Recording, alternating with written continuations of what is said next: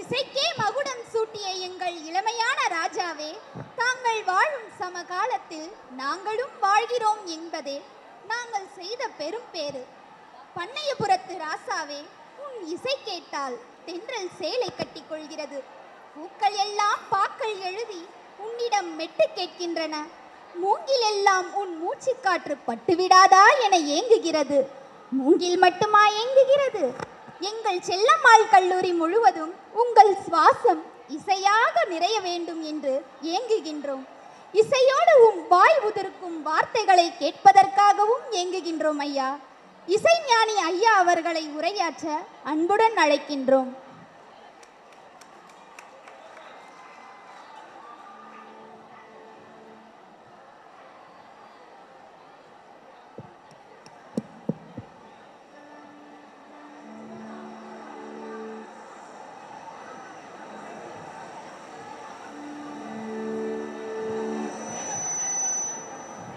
शिवशक्त्या युक्तो यदि भवति शक्तप्रभवितुं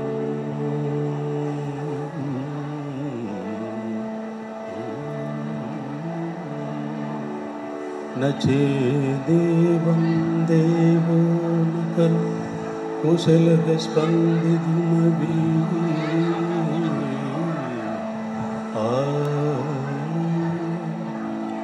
अतस्त्वा आराध्यां हरिहरविरिञ्चादिभिरवी प्रणन्तुं स्तोतुं वा कथमकृतपुण्यः प्रभवति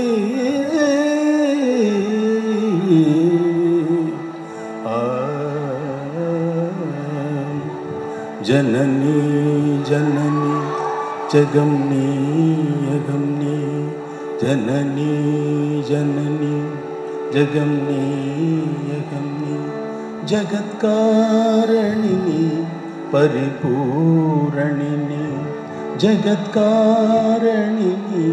परिपूरणिनी जगत्कारणिनी परिपूरणिनी जननी जननी जगम्नी अगम्नी जननी जननी जननी जननी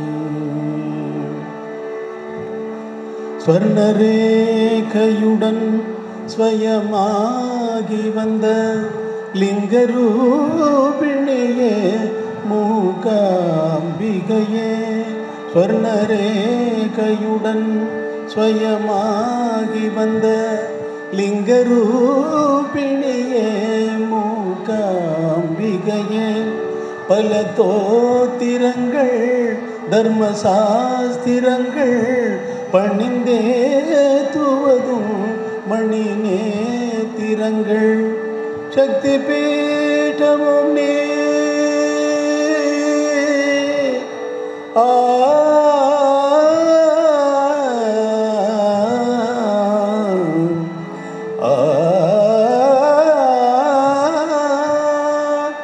शक्ति पीठमुं नी सर्वमोक्षमुं नी शक्ति पीठमुं नी सर्वमोक्षमुं नी शक्ति पीठमुं नी सर्वमोक्षमुं नी जननी जननी जगम्नी अगम्नी जगत्कारणिनी परिपूरणिनी जगत्कारणिनी परिपूरणिनी जननी जननी जगम्नी अगम्नी जगनी जननी जननी जननी जननी जननी जगम्नी अगम्नी जननी जननी जगम्नी अगम्नी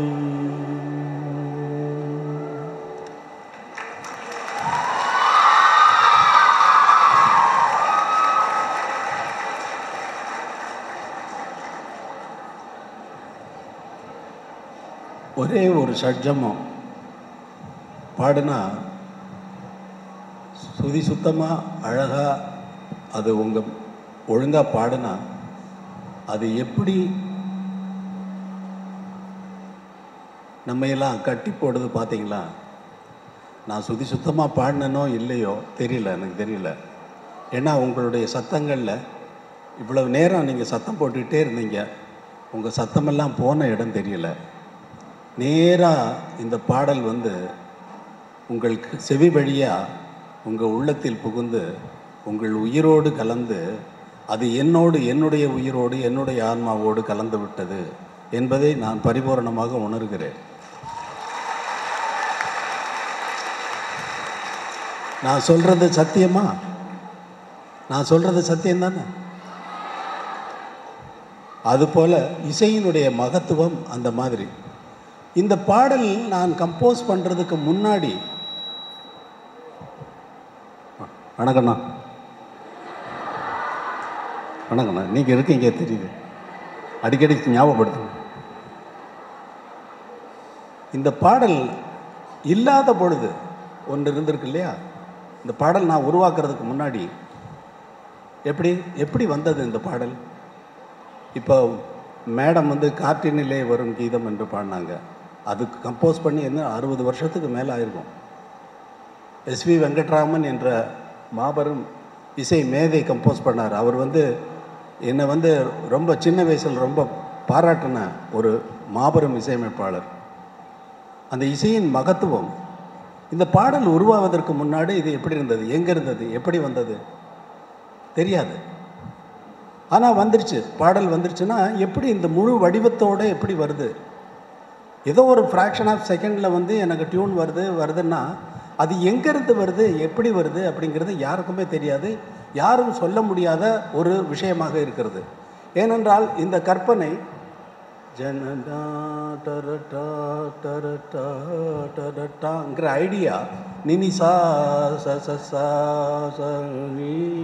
சசான்னு வர சொர அமைப்புகள் உரிய இந்த ஐடியா, இந்த ஃப்ரேஸு எங்கே இருந்தது, எப்படி வந்தது என்பது ஆராய்ந்து பார்க்க போனால், ஆனால் வடிவமாக வந்துவிட்டது. வருவதற்கு முன்னால் அதற்கு வடிவம் இல்லை, வந்து பாடிய பின்னாலும் அதற்கு வடிவம் இல்லாமல் காற்றில் கலந்து உங்கள் இதயத்தில் கலந்து உங்கள் உயிரோடு கலந்து விட்டதால் அதற்கு இப்பொழுதும் மறைந்து போய்விடவில்லை. உருவான பின்னால் அது மறைந்து போய்விடவில்லை. அதனால் அதே போல நம்முடன் பிறந்தவர்கள், நமக்கு முன்னோர்கள், அவர்கள் மறைந்து போனாலும் அவர்கள் ஆன்மா நம்மோடு தான் இருக்கிறது என்பதை இங்கே நான் இதோடு ஒப்பிட்டு நான் குறிப்பிட விரும்புகிறேன். அப்போ இந்த பாடல் இசை எங்கிருந்து வருகிறது, நமக்கு எப்படி வருகிறது என்று நானாக யோசித்து பார்க்கும் பொழுது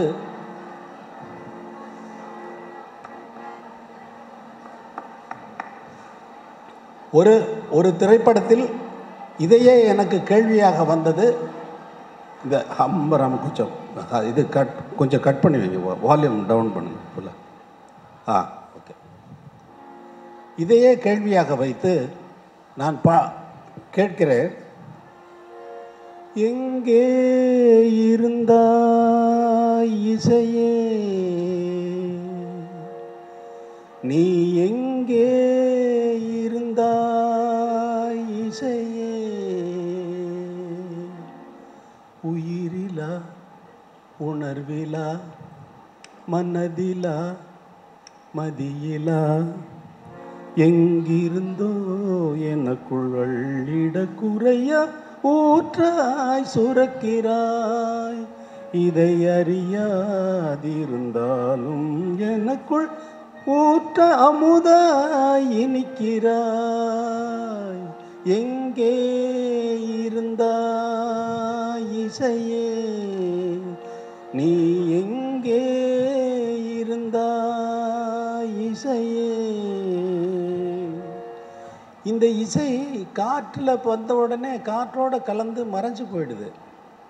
அதனால் காற்றா உன்னுடைய உருவம், நீ ஒலியாய் ஒலிக்கிறாயே ஒலியா உன்னுடைய உருவம், காற்றில் கலப்பதால் நீ காற்றின் வடிவமா சொல், ஒலியாய் உதிப்பதால் நீ ஒலியின் உருவமா சொல், உருவம் ஏதும் இல்லாமல் உயிர்களை இழுப்பாயே, உலகின் உயிர்கள் உன்னிடத்தில் மனதை இழப்பாரே. இசையில் மயங்கா உயிரேது, மழையில் விழையா பயிரேது, இது உனக்கும் எனக்கும் பூர்வ ஜென்ம பந்தம் தான். எங்கே இருந்தாய் இசையே, நீ எங்கே இருந்தாய் இசையே. இப்படி கேள்வியாக கேட்டாலும் நமக்கு விடை காண முடியாத ஒரு கேள்வி இந்த கேள்வி. இதுவும் இந்த கேள்வியும் கூட தீர்மானமான ஒரு முடிவை சொல்ல முடியாத ஒரு முடிவு. ஏனென்றால் எத்தனை கம்போசர்கள் இங்கே வந்து தோன்றியிருக்காங்க, எத்தனை நாயன்மார்கள் பாட்டாக பாடி பக்தி பரவசத்திலே பக்தியை பரப்பி இருக்கிறார்கள், எத்தனை மாமேதைகள் இசைக்காக தியாகராஜசாமி, முத்துசுவாமி தீட்சிதர், கோபாலகிருஷ்ண பாரதியார், ஷியாமா சாஸ்திரிகள், இது போன்ற பெரிய பெரிய கம்போசர்கள் வந்து கம்போஸ் பண்ணி நமக்கு நிலையான ஒரு சங்கீதத்தை கொடுத்தாலும் மறுபடியும் இது எப்படி வருகிறது என்பது கேள்விக்குறியாகவே இருக்கிறது. நீங்கள் இவ்வளவு பாடல்களுக்கு ஆடினீர்களே, இது பாடலை ஆடும்போது இது எப்படி போட்டாருன்னு யோசிச்சிருக்க மாட்டீங்களா? நீங்கள் எப்படி இவருக்கு அந்த ஐடியா வந்தது? கொஞ்சம் மியூசிக் ரசனை உள்ளவங்க எப்படியாவது அந்த கேள்வியை கேட்காம இருக்க முடியாது இல்லையா? எப்படி வருதுன்னா எனக்கே தெரியல, எனக்கு தெரிஞ்சதுன்னு வச்சுக்கோங்க, இப்படித்தான் வருது இப்படித்தான் வருது அப்படின்னு தெரிஞ்சதுன்னா இசையமைக்கிறத விட்டுருவேன், நிறுத்திடுவேன். ஏன்னா எனக்கு மியூசிக் தெரிஞ்சு போச்சுன்னா என்ன பண்ணணும்? பேசாமல் வீட்டில் உட்காந்து நமக்கு மியூசிக்கெல்லாம் நல்லா தெரிஞ்சு போச்சு, இனிமேல் நிம்மதியாக வாழ்க்கையை பேசாமல் கழிக்க வேண்டியது தான் அப்படின்னு சொல்லி பேசாமல் வீட்டில் உட்காந்துருக்கணும். ஆனால் இன்னமும் நான் நேராக ஸ்டுடியோவிலேருந்து தான் அங்கே வரேன். சில உங்கள் காலேஜுக்கு கல்லூரிக்கு உங்களையெல்லாம் பார்ப்பதற்கு நேராக ஸ்டுடியோவிலேருந்து தான் ஸ்டுடியோவில் வேலையை கொடுத்துட்டு நான் இங்கே வரேன். அப்போது இன்னும் இசையமைச்சு கொண்டு இருக்கிறேன் என்றால் எனக்கு இசை தெரியாததுனால தான் அதை ஒர்க் பண்ணி பண்ணிக்கிட்டே இருக்கேனே தவிர இசை தெரிஞ்சதுனால நான் பண்ணலை. ஏன்னா தெரிஞ்சதை யாராவது பண்ணுவாளா? தெரிஞ்சதை பண்ணக்கூடாது, பண்ணால் அதிலேருந்து கற்றுக்க முடியாது. தெரியாததை பண்ணால் தான் தப்பு வரும், அதிலிருந்து நம்ம கற்றுக்கிற முடியும். அதனால் இசை எனக்கு தெரியாது என்பதை சர்வ சத்தியமாக நான் சொல்லுகிறேன். நிஜமான சத்தியம். ஏன்னா சத்தியம் பேசுகிறப்ப கூட கைத்தட்ட மாட்டேங்கிறீங்களே, கைத்தட்ட கேட்டு வாங்கணுமா? நீங்கள் எல்லாம் பேச்சில் அப்படி எல்லாம் கலரும் உள்ளே போயிட்டீங்க, எல்லாருமே என்னுடைய சப்ஜெக்டில் வந்துட்டீங்க. ஆனால் நம்ம பிறந்த இந்த நாடு எவ்வளவு பெருமை மிக்க நாடு, எவ்வளவு கர்வம் கொள்ளக்கூடிய நாடு. எங்கள் ஊரில் மாதிரி எந்த ஊரில் 63 நாயன்மார்கள் தோன்றினார்கள். கலைவாணி என்ன செல்வத்தை இங்கே கொடுத்துருக்கிறாள், என்ன செல்வம், எத்தனை செல்வம்! 63 நாயன்மார்கள், 18 சித்தர்கள், 12 ஆழ்வார்கள், என்ன கொடுத்துக்கிட்டே இருக்கா. இந்த நாட்டை போல எந்த நாடு, இந்த நாட்டில் இந்த மண்ணில் நான் வெளிநாடு போயிட்டு திரும்பி வரும்பொழுது ஃப்ளைட்டில் வந்தேன்னா இந்த எல்லையை தொடுகின்ற நேரத்திலே எனக்கு வந்து ஒரு மேக்னட் ஃபோர்ஸ் மாதிரி உடம்பெல்லாம் ஒரு மாதிரி பண்ணும். மெட்ராஸில் வந்து ஃப்ளைட்டை விட்டு இறங்குனா காலடி எடுத்து கீழே வச்சா, அம்மா நீ உலகமெல்லாம் இருப்பதாக சொல்லுகிறார்களே, அங்கே எல்லாம் உன்னை நான் உணரவே இல்லையே, இங்கே எடுத்து வைத்த இந்த காலடியில் நீ இங்கே தானே இருக்கிற நீ, அப்படி என்று நான் உணர்கிறேனே, அப்படி என்று எனக்கு அந்த வைப்ரேஷன் அப்படி கிடைக்கும். அந்த வைப்ரேஷன் எனக்கு அப்படி கிடைக்கும். அம்மா வந்து எனக்கு கொடுக்காத என்னுடைய இசையெல்லாம் என்னுடைய இசை என்று நினைக்காதீர்கள், சத்தியமாக. இல்லை என்றால் அதற்கு இவ்வளவு ஜீவன், இவ்வளவு உயிர், இவ்வளவு உங்களுடைய வியாதிகளை போக்கக்கூடியது, உங்களுடைய மனக்கவலையை போக்கக்கூடியது, இவ்வளவு சக்திகளையும் அடக்கி எப்படி ஒரு டியூன் வந்து உங்களை மாற்ற முடியும்? ஏதோ ஒரு கவலையில் இருக்கீங்க, ஏதோ ஒரு படம் தற்செயலாக ஒரு பாட்டை கேட்டால் மறுபடி கவனம் அங்கே போயிட்டு உங்கள் கவலையெல்லாம் தொடச்சி எடுத்த மாதிரி போயிடுதே. இது என்னால் நடக்கக்கூடியதா? சத்தியமாக இல்லை. இது என்னுடைய இசை அத்தனையும் மூகாம்பிகையினுடைய இசை, வேறு அதில் மாற்றமே கிடையாது. நான் அவள் கொடுக்கறது அவள் கொடுத்தா தான் நம்ம தலை வேலை செய்யணும் இல்லையா? இந்த ஃப்ரேஸை பாடுறதுக்கு ஒரு ஐடியா கொடுத்தான்னா, இப்போ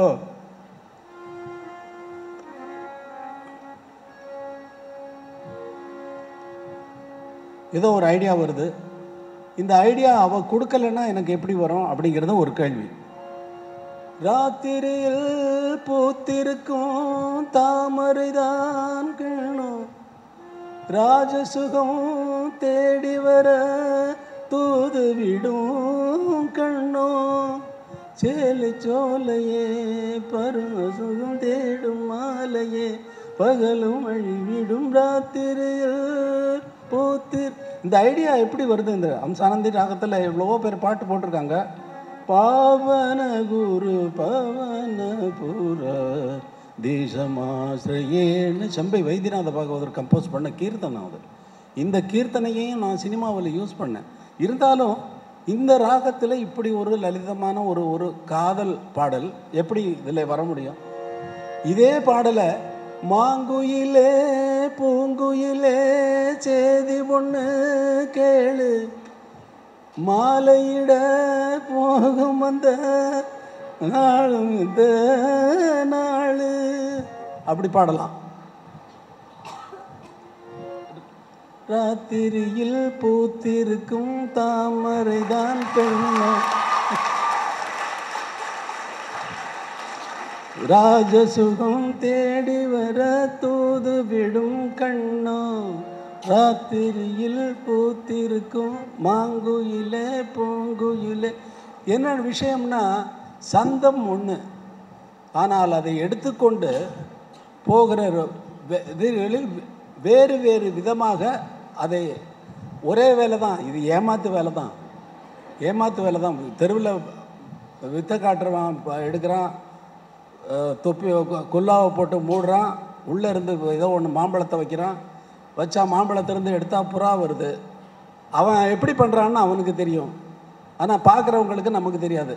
அதை நான் எப்படி பண்ணுறேன்றது எனக்கு தெரியும், உங்களுக்கு தெரியாது. இதே ராத்திரியில் பூத்திருக்கும்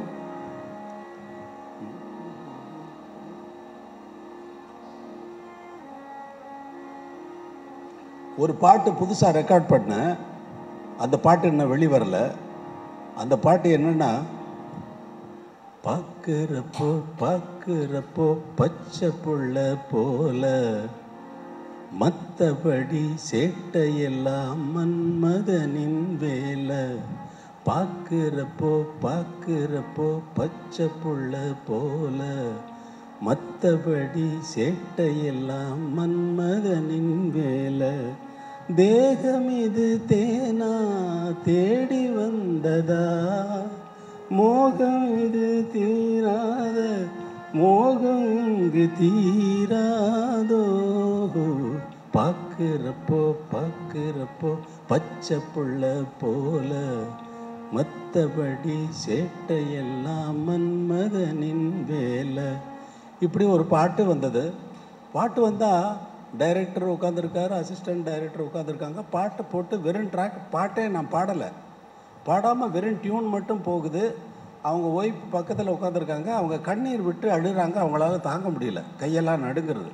நான் பாட்டை ப்ளே பண்ணிட்டு கேட்டு, எப்படி சார் எங்களுக்கு வார்த்தையே இல்லை சார், இது என்ன பாட்டு தெரியுமான்னு கேட்டேன். என்ன சார் நீங்கள் சொன்னால் தான் தெரியும்.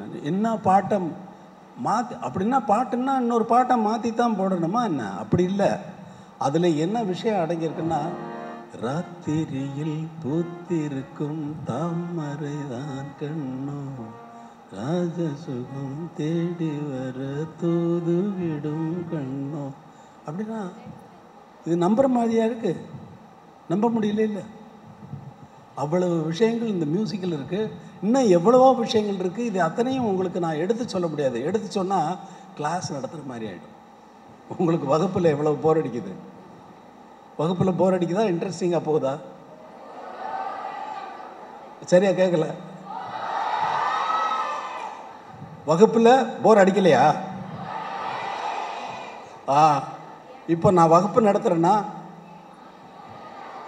வகுப்பாக நடத்துகிறேன் இல்லை, வேற என்ன?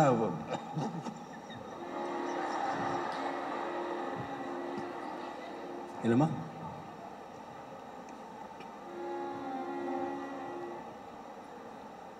பாட்டு போடுறப்போ அதனுடைய வரிகள் வந்து ரொம்ப முக்கியமான இடத்தை எடுக்குது தன்னுடைய உணர்வுகளை சொல்வதில்.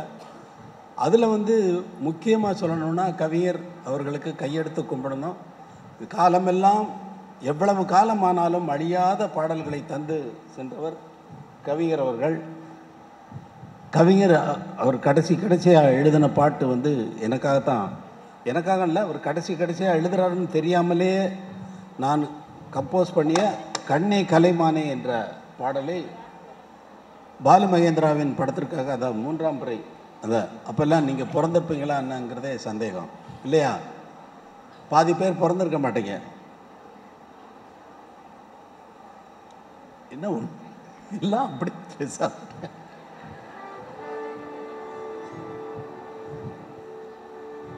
பாலு மகேந்திரா சார் வந்தார்.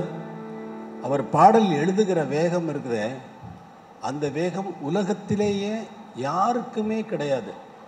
நான் வந்து திருவாசகத்தை இசையமைத்து கொண்டிருக்கிற நேரத்தில் பிராட்வே ஷோஸ்க்கெல்லாம் வந்து பாடல் எழுதுகிற லிரிசிஸ்ட் ஸ்டீஃபன் ஸ்வாட்ஸ் அப்படிங்கிறவரோட ஒர்க் பண்ணுறேன்.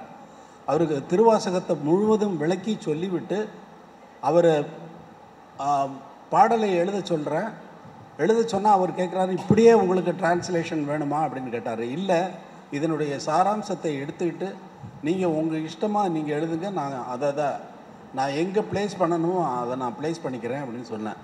அவர் எடுத்துக்கொண்ட மாதங்கள் என்னவோ 2-3 மாதங்கள் எடுத்துக்கொண்டார்.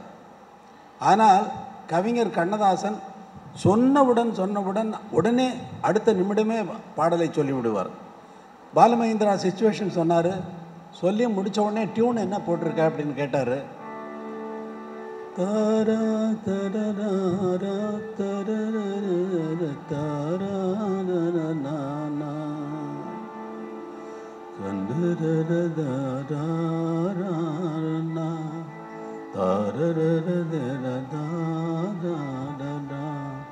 எப்படி இன்னொரு வாட்டி பாடு. தானா தானா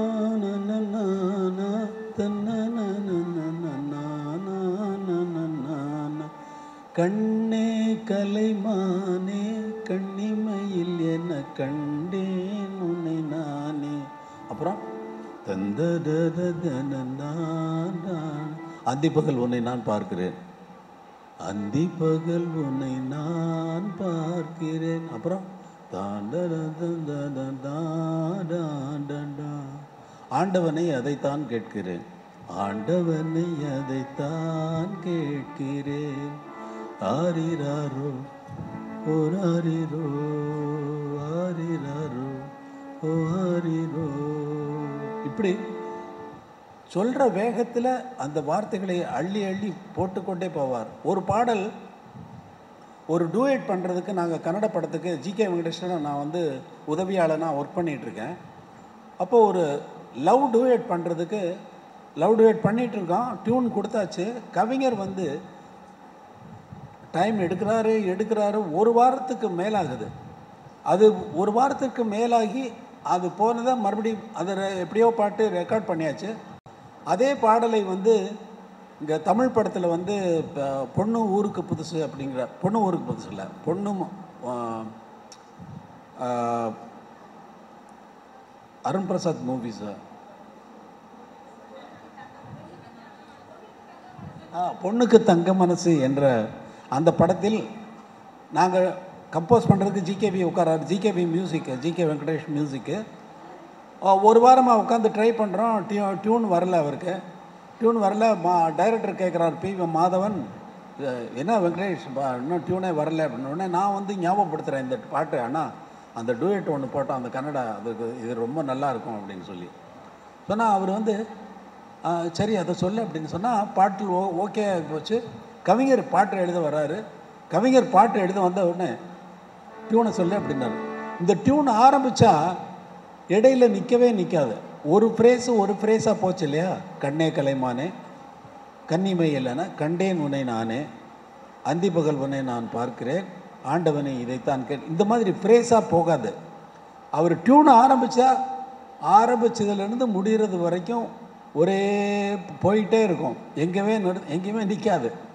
அப்போது இது எப்படி எழுதுறாருன்னு பார்க்குறதுக்கு, ஏன்னா கன்னட கவிஞர் கஷ்டப்பட்டதை, இந்த பாட்டுக்கு எழுதுறதுக்கு கஷ்டப்பட்டதை நாங்கள் நேரடியாக பார்த்ததுனால கவிஞர் என்ன பண்ணுறாருன்னு பார்க்குறதுக்கு ரொம்ப ஆசையோடு நிற்கிறேன். நான் வந்த உடனே சுச்சுவேஷன் சொன்னார்.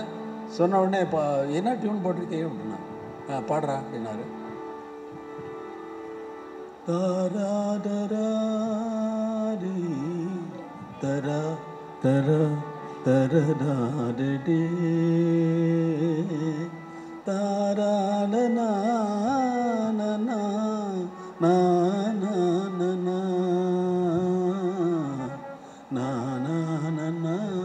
எங்கேயுமே நிற்கலை.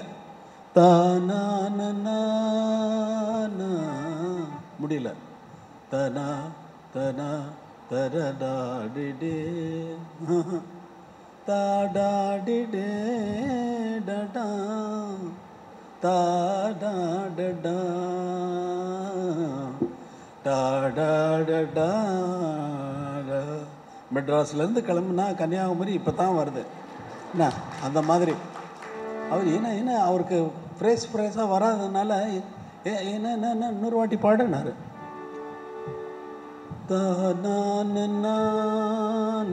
தேன் சிந்துதே வானம்.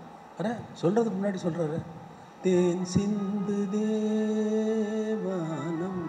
அப்புறம் தனா தனா தானா உன்னை என்னை தாலாட்டுதே, உன்னை என்னை தாலாட்டுதே. அப்புறம் தானா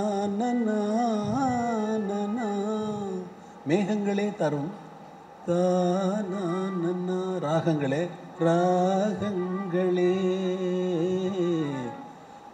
அப்புறம் தாடாடா என்னாலும் வாழ்க என்னாலும் வாழ்க. தேன் சிந்துதே வானம் உனை என்னை தாலாட்டுதே, மேகங்களே தரும் ராகங்களே. மழையை வந்து ராகமாக சொல்கிறார். மேகங்களே தரும் ராகங்களே என்னாலும் வாழ்க அப்படின்னு சொல்லி முடிக்கிறார்.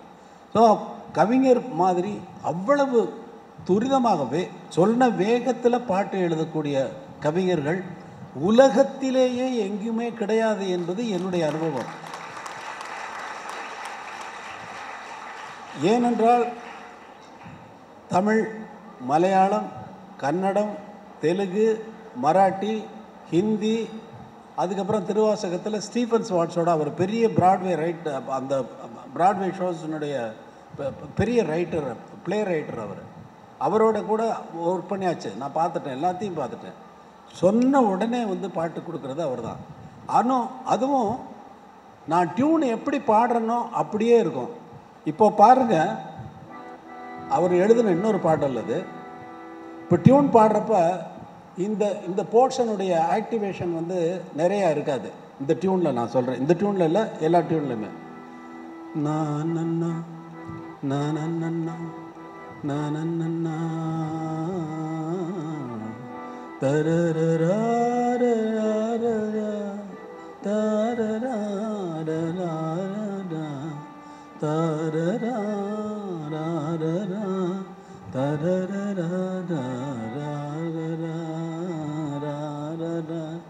இப்போ வார்த்தை எழுதிட்டாரு. ஆயிரம் மலர்களே மலருங்கள், அமுத கீதம் பாடுங்கள் பாடுங்கள், காதல் தேவன் காவியம் நீங்களோ நாங்களோ, நெருங்கி வந்து சொல்லுங்கள் சொல்லுங்கள். ஆயிரம் மலர்களே மலருங்கள். அதே குவாலிட்டி வாலி சார்.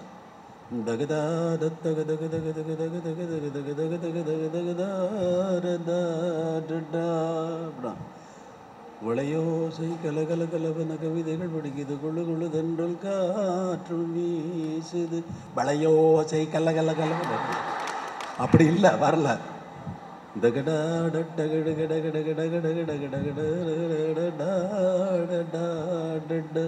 விளையோசை கலகலகலவன கவிதைகள் படிக்குது, கொடு கொடு தென்றல் காற்றும் வீசுது.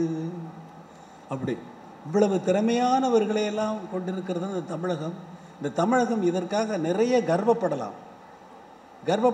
கர்வ காரணங்கள் இந்த கலைஞர்கள் எல்லாம் கர்வ காரணங்கள். எதை வச்சு ஒரு நாடு வந்து கர்வப்பட முடியும்? யாரை வச்சு கர்வப்பட முடியும்? இத்தனை பேரை கொன்றான் இந்த மன்னன் என்பதை வச்சு கர்வப்பட முடியுமா? கர்வ காரணம் இந்த கலைஞர்கள் எல்லாம். கம்பனாகட்டும், பாரதியாகட்டும், இளங்கோவடிகளாகட்டும், யாராகட்டும். இப்போ சொன்னாங்களே மேடம், அங்கே சொன்னாங்களே வரிசையாக அத்தனையும் பாடாந்தரமாக இங்கே வந்து ஒப்பிக்கிறப்ப நான் வந்து அவங்கள வந்து ஆன்னு பார்க்குறேன். அந்த மாதிரி நல்லா எடுத்து சொன்னார்கள். இதெல்லாம் வந்து நமக்கு தமிழுக்கு உள்ள ஒரு பெரிய சிறப்பு. அதை கொண்டு போய் சேர்க்கக்கூடியது கல்லூரிகளினுடைய கடமை. அதை கொண்டு போய் மாணவர்களிடத்திலே, வருங்கால சந்ததிகளிடத்திலே ஒப்படைக்க வேண்டியது அதனுடைய புனிதத்தை, அதனுடைய உயர்ந்த தன்மையை. உயர்ந்த பொருளை உயர்ந்த பொருள் என்று கண்டுகொள்ளாவிட்டால் இந்த பிறவியின் பயன் என்ன? உயர்ந்ததென்னு கண்டு கொண்டு பாராட்டுவதில் என்ன உங்களுக்கு குறைந்து விட போகிறது? உயர்ந்ததை உயர்ந்ததென்று சொன்னால்தான் அடுத்தவனுக்கு புரியும். இல்லைன்னா அவனுக்கு புரியவே புரியாது. ஓ, தமிழ் மொழியா, இப்படியா, அப்படியா, இப்படியா, ஓ ஓ ஓ ஓ அப்படின்பா. ஆனால் வந்து இதை இப்படி சொல்லி இருக்கிறார்கள். திருக்குறள் மாதிரி ஒரு படைப்பு எங்கேயாவது இருக்கா உலகத்தில்? 7 சீரு, 7 வார்த்தைகள், 7 வார்த்தைகளை எவ்வளோ சொன்னாங்க? எனக்கு அது கூட அதிகம் என்று தோன்றுகிறது. கற்க கசடர கற்றவை கற்றபின் நிற்க அதற்கு தக. எதுக்கு கற்க? எதுக்கு கசடற? அவ்வளோ போகிறோம். நீ கசடற கற்றுக்கொண்டாலே போதும் அல்லவா? அதுக்கப்புறம் என்னது நிற்க அதற்கு தக தேவையில்லையா? நீ ஏன் நின்றுவ? அதற்கு தக நீ நிற்பாய். கசடற கற்றுக்கொண்டால் நீ நிற்பது அந்த இடத்துல தான் நிற்பாய். கசடவே கற்றுக்கொண்டால் என்ன பண்ண முடியும்? கற்க எதற்கு? கசடு அற்று போகங்கிறான்.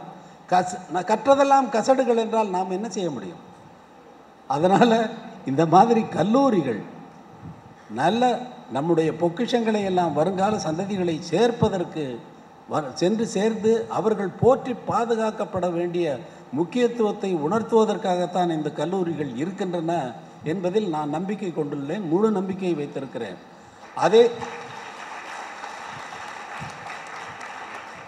அதே போல 30 வருடங்கள் 40 வருடங்களுக்கு முன்னால் போட்ட டியூனெல்லாம் இதுவரைக்கும் அந்த பாடல்களையெல்லாம் நீங்கள் பாடிக்கொண்டு இருக்கிறீர்கள் என்றால் அது தலைமுறையாக காக்கப்பட வேண்டியது உங்கள் கையில் தான் இருக்கிறது.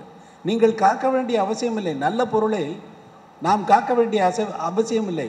அப்படி கஷ்டப்பட்டு காக்க வேண்டிய பொருள் இருக்க வேண்டியவோ அவசியமும் இல்லை. இப்போது நம்ம கஷ்டப்பட்டால் திருக்குறளையெல்லாம் காப்பாற்றிட்டு இருக்கோம் இல்லை.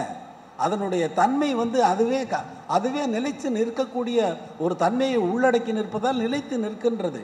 அதை போல என்னுடைய பாடல்களும் நிலைத்து நிற்கக்கூடிய தன்மைகளை உடையது.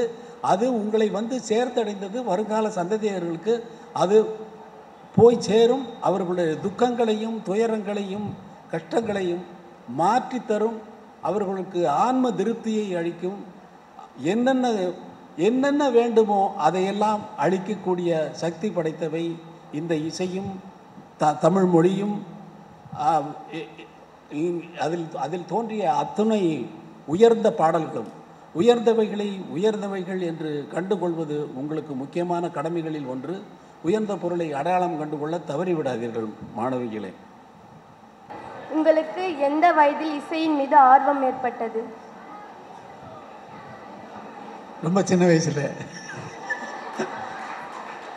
இசை. ஆமாம், ரொம்ப சின்ன வயசுலேயே வந்தது. அது வந்து எப்படி இந்த வயசு தான் பர்டிகுலராக இப்போ தான் இசை ஆர்வம் வந்தது அப்படின்ட்டு சொல்ல முடியாத அது அப்படியே வந்தது. ஆனால் சரியாக விவரம் தெரிஞ்சு இப்போ திரும்பி பார்த்தோம்னா, லைஃப்பை திரும்பி பார்த்தா 14 வயதிலிருந்து மிகவும்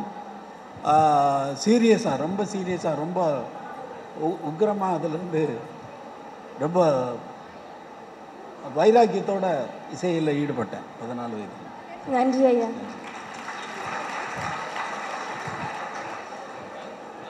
வணக்கம் ஐயா.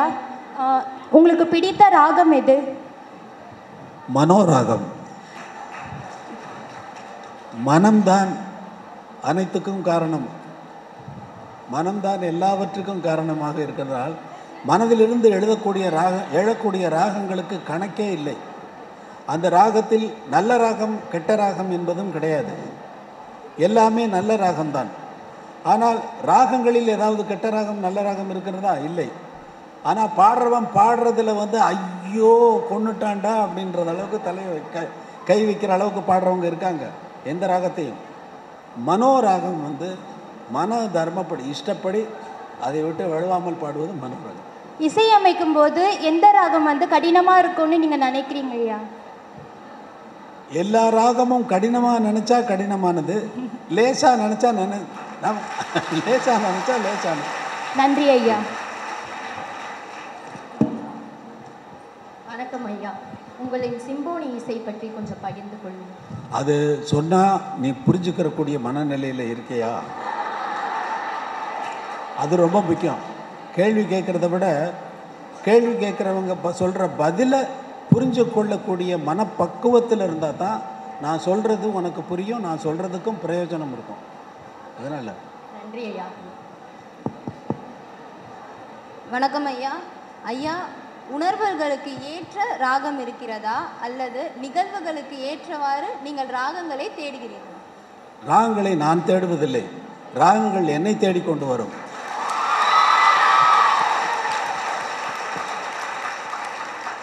காரணம் என்னவென்றால் நான் உணர்விலேயே நிற்பவன், உணர்பவன். எந்த விஷயத்தை சொன்னாலும் அதை நான் உணர்ந்து அந்த உணர்வுக்குள் மூழ்கி போகும் பொழுது அதற்குரிய ராகம் தன்னாலேயே எனக்கு வந்துவிடும். என் முன்னாலே என்னை எடுத்துக்கொள் என்று நிற்கும். என்னமோ நிறைய ராகங்கள் அதிலிருந்து நான் தேர்ந்தெடுப்பதைப் போல அல்ல, ஒன்றே ஒன்று வரும், அது நன்றாக வரும். நன்றி ஐயா. வணக்கம் ஐயா. உங்களோட தாய் மைக் பிடிச்சிக்க, மைக்கு நேராக வச்சு, மைக் சரியாக இருக்கு, நேராக வச்சு பிடிச்சி. வணக்கம் ஐயா. உங்க தாயிடம் உங்களுக்கு மிகவும் பிடித்த பண்புன்னா எது சொல்றீங்க? தாயா? அம்மாவா? அந்த அம்மாவை போல உலகத்திலே அம்மாவே கிடையவே கிடையாது.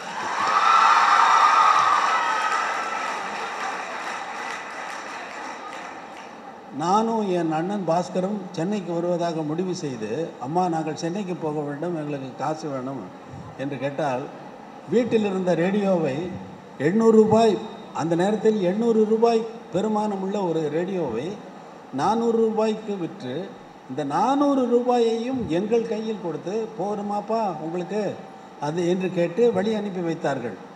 அந்த தாய் வீட்டு செலவுக்குப்பா நான் 200 ரூபாய் வச்சுக்கிறேன், உங்களுக்கு 200 ரூபாய் கொடுத்தா போதுமாப்பா என்று கேட்டிருக்கலாம் அல்லவா?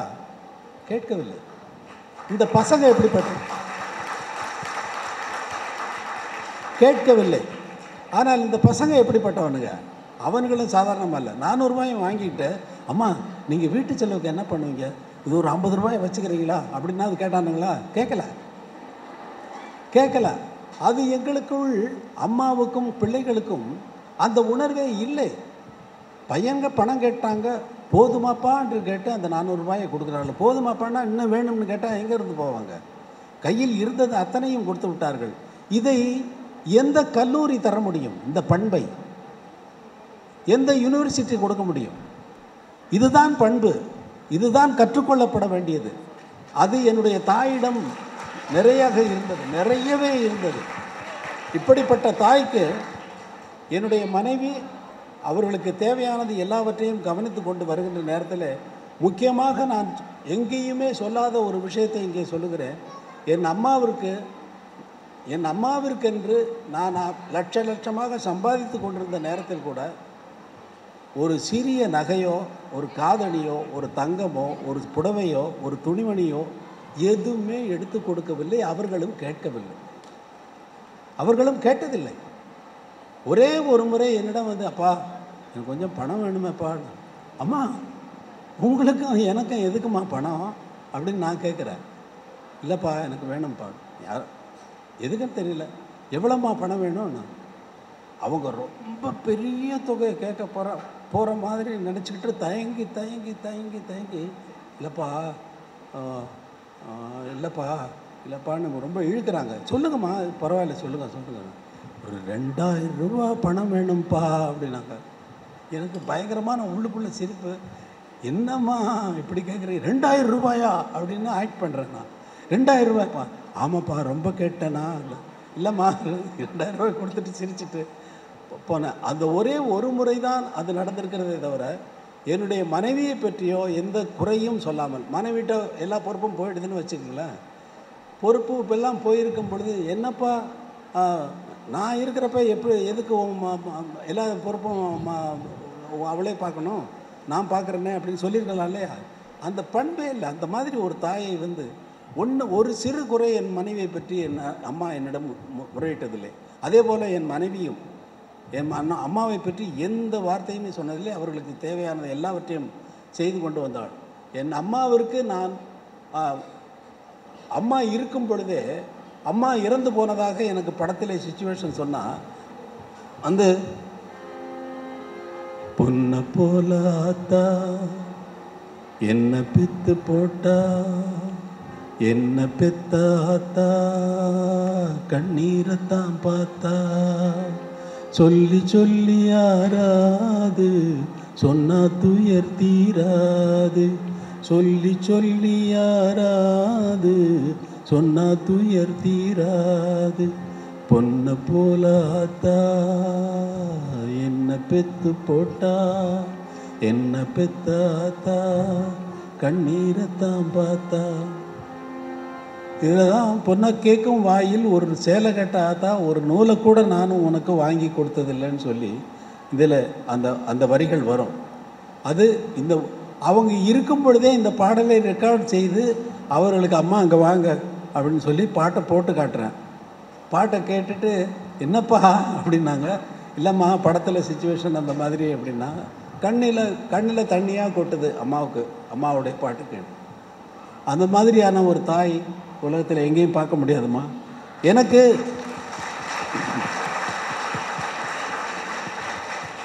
மாணவிகளே, நீங்களெல்லாம் தாய் தான், நீங்களெல்லாம் தாய் தான், எனக்கு தாய் தான். நீங்கள் தாயாக போகிறீர்கள் அல்லவா, தாயாவீர்கள் அல்லவா?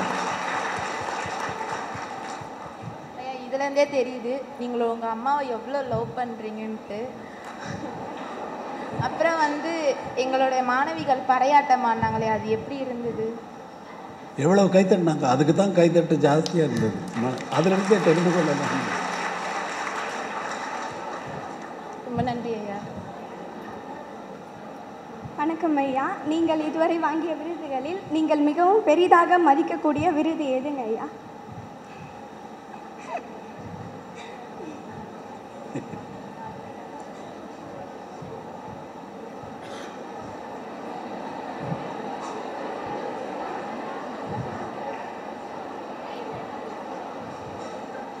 எனக்கு விருது அவசியமா? நான் உங்களுக்கு முக்கியமா, என்னுடைய விருது உங்களுக்கு முக்கியமா? நான் முக்கியமா, விருது முக்கியமா? நீங்க தான் முதல். நான் இருக்கேன், அவ்வளோ போதும். ரொம்ப நன்றி. வணக்கம் ஐயா. மேலை நாட்டு இசை மேதைகளில் தங்களை மிகவும் கவர்ந்தவர் யார்? மிகவும் அடிப்படையான நல்ல கேள்வியை கேட்ட நீ. மிகவும் கவர்ந்தவர் பாக், ஜேஎஸ் பாக்னு 16th செஞ்சுரியில் இருந்த கம்போசர் அவர். அதற்கு முன்னால் இசை என்பது ஒன்று உருவாகி கொண்டிருந்த நேரத்தில் அதனுடைய கூறுகள் இப்படித்தான் இருக்க வேண்டும். ஒரு நோட்டிற்கும் இந்த நோட்டிற்கும், ஒரு சுரத்திற்கும் இன்னொரு சுரத்திற்கும் இந்த பகை சுரங்கள், நட்பு சுரங்கள் என்றெல்லாம் இருக்கிறதல்லவா, அதையெல்லாம் கரெக்டாக ஒரு ஃபார்மேட்டில் கொண்டு இசை இலக்கணங்களை வகுத்தவர்களிலே முதன்மையானவர் ஜேஎஸ் பாக். அதுக்கு முன்னாடி விவால்டி என்று பல கம்போசர்கள் இருந்திருக்கிறார்கள். அவர்களையெல்லாம் பின்பற்றி பாக் வந்ததிலிருந்து தான் ஒரு பயங்கர பெரிய ஒரு மாற்றமே இசை உலகில் வந்தது, கிளாசிக்கல் மியூசிக்கில் 16th செஞ்சுரியிலிருந்து. அதுக்கப்புறம் தான் மொசார்ட், பீத்தோவன் எல்லாம்.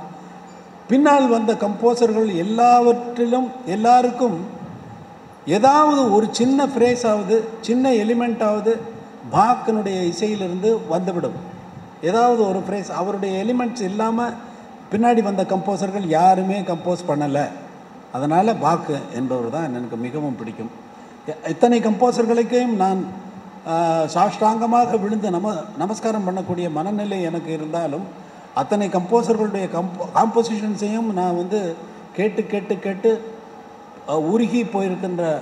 உருகி போயிருப்பதாலும் அவர்களுக்கெல்லாம் ஆதாரமாக இருந்த பாக் அவர்களை, அதாவது செங்கல் இருக்குது வீடு கட்டிடலாம், ஆனால் செங்கலை கண்டுபிடிச்சான் பாருங்க ஒருத்தர், அவன் அந்த ஆள் பாக்கு அப்படிங்கிறது. நன்றி ஐயா. வணக்கம் ஐயா. மேற்கு தொடர்ச்சி மலை என்றால் உங்கள் நினைவுக்கு வருவது? மேற்கு தொடர்ச்சி மலை தான். சரியா சொல்லிட்டுனா பண்ணைப்புறம்னு எதிர்பார்த்தியா? எதிர்பார்க்கல. மேற்கு தொடர்ச்சி மலைன்னா மேற்கு தொடர்ச்சி மலை தான். அது அந்த மலையில் நான் நடந்திருக்கேன், ஏறியிருக்கேன். சின்ன வயதில் வந்து 7 வயதில் வந்து மலை உச்சிக்கு போயிருக்கிறேன் என்பது உங்களுக்கெல்லாம் தெரியாத விஷயம்.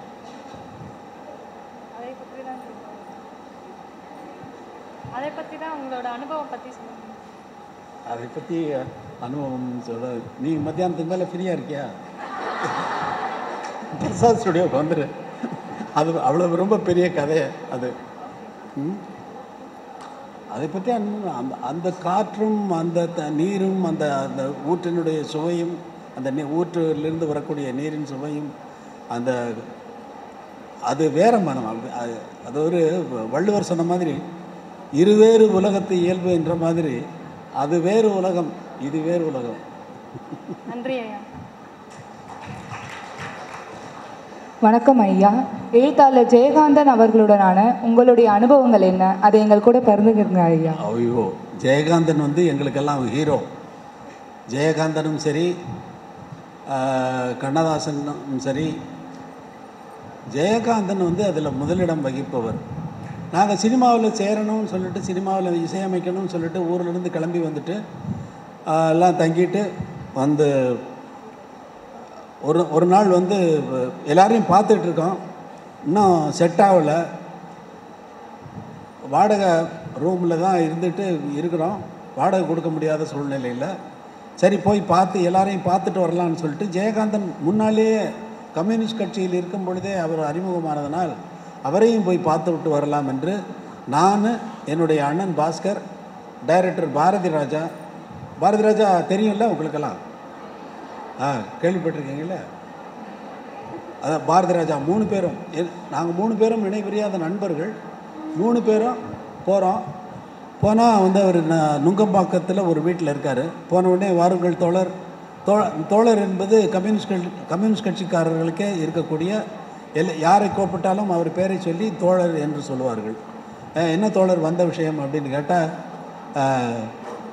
நாங்கள் சும்மா பேச்சுக்கு தோழர், நாங்கள் அண்ணனுடைய குழுவை விட்டு நாங்கள் வந்துட்டோம், உங்களை நம்பித்தான் வந்தோம் தோழரே அப்படின்னு சொல்கிறோம்.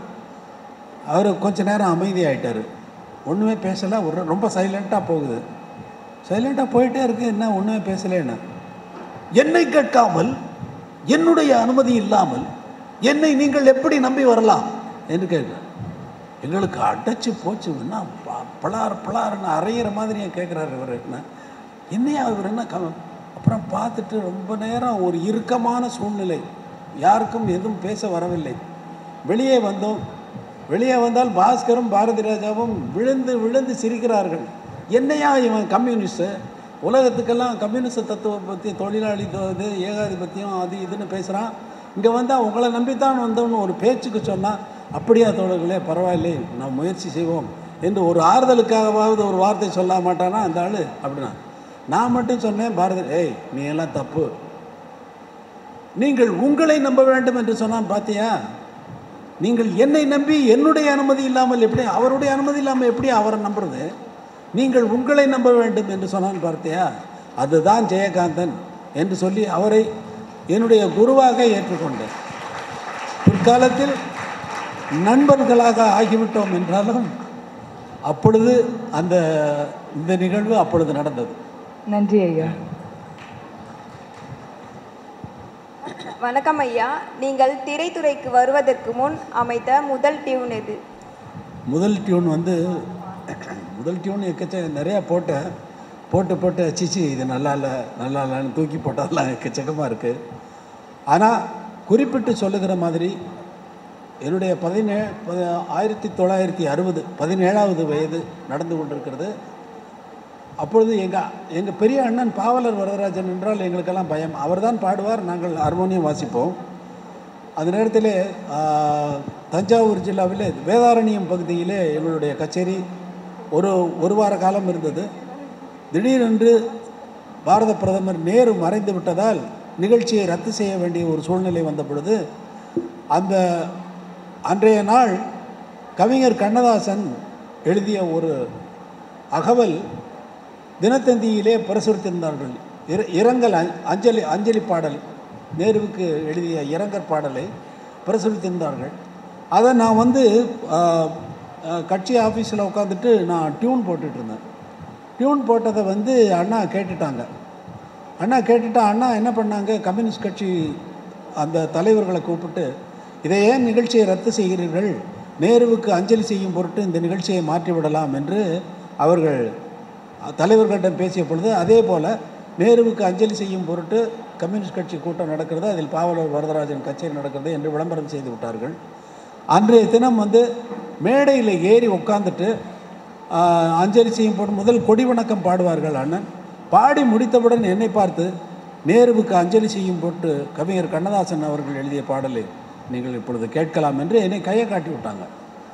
நான் கம்போஸ் பண்ணதை இவர் எப்போ கேட்டாருன்னு சொல்லி எனக்கு தெரியலை. ஆனால் அந்த பாடல் தான் நான் முதல் கம்போஸ் பண்ணிய கவிஞர் கண்ணதாசன் அவர்கள் பாடல். சீரிய நெற்றி எங்கே, உன் சிவந்தனல் இதழ்கள் எங்கே என்ற அந்த பாடல். சீரிய நெற்றி எங்கே, சிவந்தனல் இதழ்கள் எங்கே, கூரிய விழிகள் எங்கே, குறுநகை போனதெங்கே, நேரிய பார்வை எங்கே, நிமிர்ந்த நன்னடைதான் எங்கே, நிலமெலாம் வணங்கும் தோற்றம் நெருப்பினில் வீழ்ந்ததெங்கே, அம்மம்மா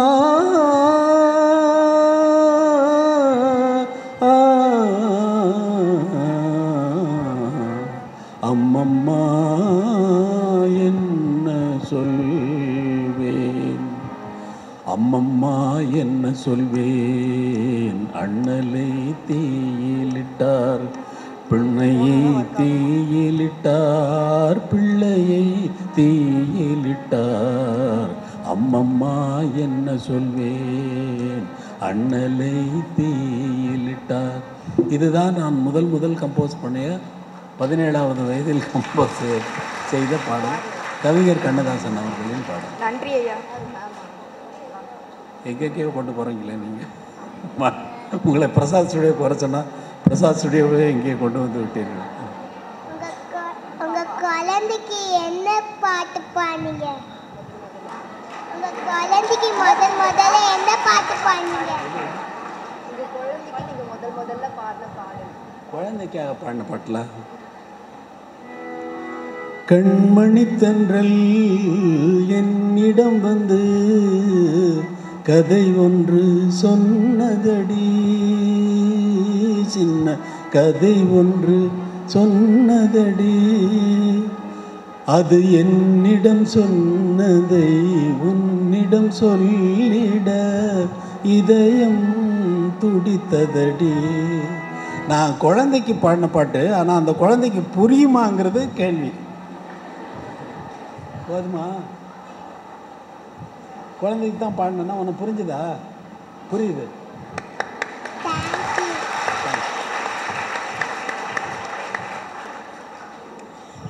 வணக்கம் ஐயா, உங்களுக்கு கற்றுக் கொடுத்த ஆசான்களை பற்றி கூறுங்கள். ஆசான்கள் ஒரு இடத்தில் இருந்துதான் கற்றுக் கொடுக்க வேண்டும் என்பது அவசியமே இல்லை. ஆசான்கள் எங்கெங்கோ இருப்பார்கள், அவர்கள் சொல்லுவதெல்லாம் நமக்கு வந்து சேர்ந்து விடும். அது கற்றுக் கொடுத்த ஆசான்கள் கற்றுக் கொடுத்த ஆசான்கள் என்று சொன்னாரே, என்ன கற்றுக்கொண்டீர்கள் என்று கேட்டாயா? நான் கற்றுக்கொண்டால் தானே அவர்கள் கற்றுக் கொடுத்ததற்கு அர்த்தம். நான் கற்றுக்கிறவே இல்லைன்னா எனக்கு இசையே தெரியாதுன்னு நான் சொல்லிகிட்டு இருக்கேன். அப்போ நான் கற்றுக்கிறலன்னு தானே அர்த்தமாகுது. அவங்க சொல்லி கொடுத்தாங்க, ஆனால் நான் கற்றுக்கல. நான் என்ன பண்ணுவேன்? நன்றி ஐயா. ஓ, கற்றுக்கொள்ளாமல் போனதற்கு நன்றி சொல்லி சொல்லுகிறாயா? வணக்கம் ஐயா. இசையமைப்பின் போது தங்களுக்கு ஏற்பட்ட சுவாரஸ்யமான அனுபவங்களை எங்களிடம் பகிர்ந்து கொள்ளுங்கள் ஐயா. இசையமைப்பின் போது தங்களுக்கு ஏற்பட்ட சுவாரஸ்யமான அனுபவங்களை பகிர்ந்து கொள்ளுங்கள். ஒவ்வொன்றும் சுவாரஸ்யம் தான், ஒவ்வொரு பாட்டும் காமெடி தான். அவர் ஒரு சிச்சுவேஷன் சொல்லுவார், போவார், அதெல்லாம் பலது நடக்கும். காமெடியானது என்ன என்று சொல்லுவது?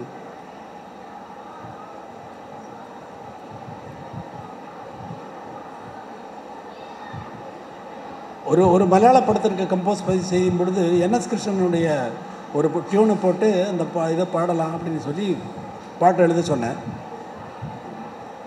அது மியூசிக்கலாக காமெடியாக இருக்கும், உங்களுக்கு காமெடியாக இருக்குமா இல்லையான்றது எனக்கு தெரியாது. என்எஸ்கேனுடைய டியூன் என்னென்னா, தந்தான தந்தான தந்தான தந்தான தந்தான தந்தான தான, அவர் வில்லுப்பாட்டுக்கு பாடுற டியூன் இது. தரதந்தான தந்தான தந்தான தந்தான தந்தான தந்தான தான என்று டியூன் கொடுக்குற. அதுக்கு கவிஞர் எழுதுகிறாரு, மண்டைக்கொரு கோல் உண்டட சண்டைக்கொரு கொட்டுண்டட சொல்லிப்படி தள்ளிப்படி தாளம் அப்படின்னு எழுதுகிறாரு. இவர் எழுதின உடனே இந்த டியூன் வந்து எனக்கு சரியாக போகிறலையே. சத்ய நந்திக்காடு என்ற டைரக்டர் சார், இது இந்த டியூனு வேறு மாற்றிடலாமா? நான் என்ன மாற்றலாம் அப்படின்ன உடனே, இது இந்த டியூனுக்கு மண்டைக்கொரு கோல் உண்டட சென்னைக்கொரு கொண்டட கொல்லிப்படி தள்ளிப்படி தாளம்னு போகுது, மாற்றிடலாம் சத்யன்னு. சார் மாற்றுங்க. மண்டைக்கொரு கோல் உண்டட சண்டைக்கொரு கொட்டுண்டட சொல்லிப்படி தள்ளிப்படி தாளம். அரே, இப்படி பண்ண முடியுமா? இப்படியும் பண்ணலாம். மண்டைக்கொரு கோல் உண்டட சண்டைக்கொரு கொட்டுண்டட சொல்லிப்படி தள்ளிப்படி தாளம் அப்படியும் பாடலான்னு. அரே, 1000 தாமரை மொட்டுகளே அப்படி பாடுறீங்களே. நான் அது 1000 தாமரை மொட்டுகள், எதுவோ அது அந்த தாளத்தில் இருக்குது என்பது அர்த்தம். இந்த மாதிரி காமெடி பார்த்தீங்களா? உங்களுக்கு காமெடியாக இல்லை அது எனக்கு தெரியும். நீ இதுக்கெல்லாம் சிரிக்க மாட்டேங்கன்னு, ஏன்னா மியூசிக்கலாக இருக்குது. நன்றி ஐயா. வணக்கம் ஐயா. தங்களின் பார்வையில் ஆன்மீகத்தை பற்றி கூறுங்கள் ஐயா. ஆன்மீகம் என்பது பார்வை அல்ல, வாழ்வு, spirit, purity, energy. Not negative energy, positive energy. நன்றி ஐயா. வணக்கம் ஐயா. எங்கள் மாணவர்களுக்கு உங்களுடைய அறிவுரை கூறுங்கள் ஐயா. அறிவுரை சொல்கிறது பெருசு இல்லை, அதை கேட்குறது தான் பெஸ்ட்டு. அதை கேட்டால் தான் அறிவுரைக்கு மதிப்பு. நீங்கள் கேட்பீங்களா கேட்க மாட்டீங்களாங்கிறது எனக்கு தெரியாது. அதனால் நான் என்ன அறிவுரை கேட்போம் ஐயா. செல்ஃபோன் எல்லாம் தூக்கி எறிவீங்களா? அப்போ என்ன அறிவுரை சொல்கிறது உங்களுக்கு? நான் செல்ஃபோன் எல்லாம் தூக்கி எறிங்க, அதுதான் என்னுடைய அறிவுரை. என்னுடைய சாங்கை கேட்குறதுக்கு மட்டும் நீ தனியாக ஒரு இது நிறையா இருக்கேன், சாங் லோட் பண்ணுறதுக்கு அது இருக்கேன், நிறையா கேட்கலாங்க. நினச்ச நேரத்துக்கு கேள, மனசுக்குள்ளேயே ஓட்டு. அப்போ மனசு வந்து ரொம்ப சுத்தமாகிடும். இப்போ பாரு, நீ பாடணுங்கிற அவசியம் இல்லை. நீ கோயிலுக்கு போகிற, கோயிலில் போய் சாமியை கும்பிட்டு கற்பூர ஆரத்தி காட்டுற பொழுது உன் மனசை எங்கேயோ சுற்றிக்கிட்டு இருக்கோம், தெருவெல்லாம் சுற்றி வரும், எங்கெங்கேயோ சுற்றும். ஆனால் ஏதாவது ஒரு பாட்டு, என்னுடைய பாட்டை அங்கே நினச்சிக்கிட்டு இப்போ ஜனனி ஜனனின்னு எடுத்துக்க, பாட வேண்டாம், மனசுக்குள்ளேயே நினச்சிப்பார், மனசு அமைதியாகிடும், ஒரு தாட்டு வராது. அது கோயிலுக்கு போகிறத விட புனிதமானது. அதனால் நீ பாட்டை கேட்கணுன்ற அவசியம் உனக்கு ஒரு எக்யூப்மெண்ட்டை வச்சுக்கிட்டு தான் நீ கேட்கணுன்ற அவசியமே இல்லை, ஒரு டிவைஸை வச்சுக்கிட்டு தான் கேட்கணுன்ற அவசியமே இல்லை. மனசுக்குள்ளேயே ஓட்டு, ரொம்ப சுத்தமாகிடும். அது செல்ஃபோனை தூக்கி எரிஞ்சிட்டிங்கன்னு வச்சுக்கோங்க, உலகமெல்லாம் புரட்சிகரமாக ஆஹா தமிழ்நாடு வழிகாட்டுகிறதுன்றது பல நிகழ்வுகள் நடக்காமலே போயிருக்கு. நன்றி ஐயா. வணக்கம் ஐயா. எங்களுக்காக தென்றல் வந்து தீண்டும் போது அந்த பாட்டு மட்டும் பாடி.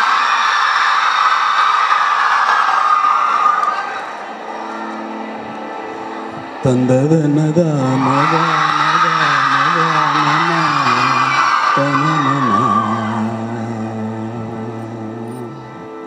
தென்றல் வந்து தீண்டும் போது என்ன வண்ணமோ மனசில,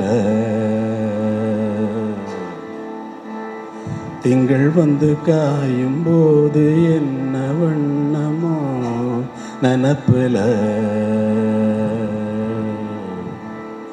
வந்து வந்து போகுதம்மா எண்ணம் எல்லாம் வண்ணமம்மா, எண்ணங்களுக்கேத்தபடி வண்ணம் எல்லாம் மாறுமம்மா, உண்மையம்மா உள்ளத நான் சொன்னேன் பொன்னம்மா சின்ன கண்ணே, தென்றல் வந்து தீண்டும் போது என்ன வண்ணமோ மனசில. மிக்க நன்றி ஐயா.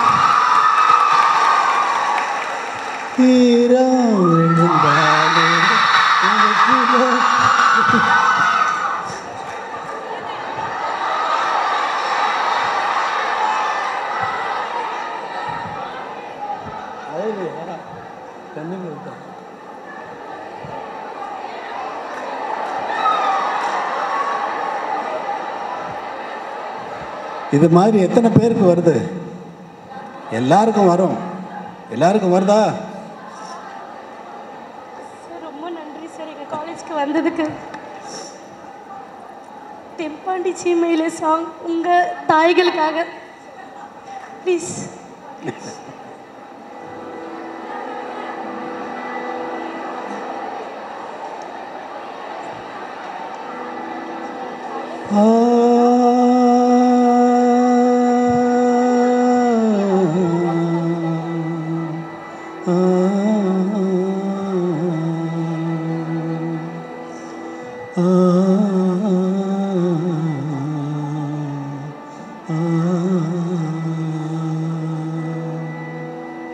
தென்பாண்டி சீமையிலே தேரோடும் வீதியிலே மான் போல வந்தவனே யாரடிச்சாரோ யாரடிச்சாரோ யாரடிச்சாரோ,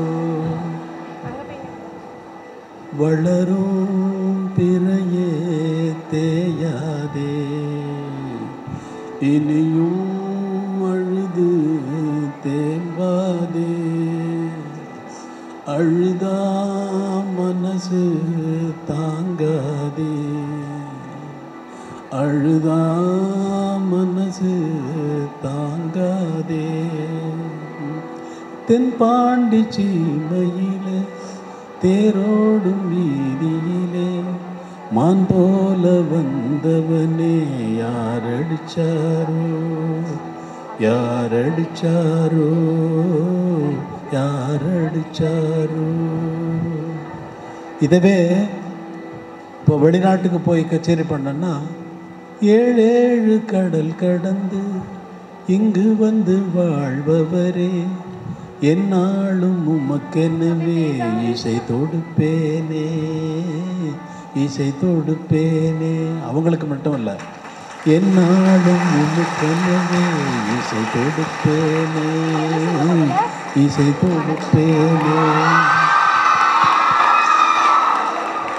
எங்கோர் மண்ணில் பிறந்தாலும் எங்கோர் மண்ணில் வாழ்ந்தாலும் உனையும் எனையும் இணைப்பதது உயிரின் மேலாம் இசைதானே. உன் வாழ்வில் சில நொடிகள் என் வாழ்வில் சில நொடிகள் என்னாலும் நினைவில் நிற்கும் என்னொடிதானே என்னொடிதானே என்னொடிதானே என்னொடிதானே.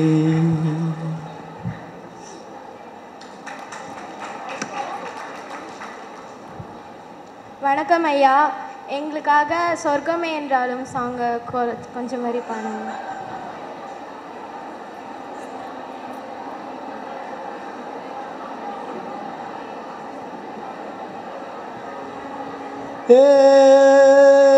தந்தன தந்தன தானா சொர்க்கமே என்றாலும் அது நம்மூரை போல வருமா? அது என் நாடு என்றாலும் அது நம் நாட்டுக்கீடாகுமா? பல தேசம் முழுதும் பேசும் மொழிகள் தமிழ் போல் இனித்திடுமா? சொர்க்கமே என்றாலும் அது நம்மூரை போல வருமா? நன்றியா. நன்றி. நிறைந்து விட்டதா? நன்றி.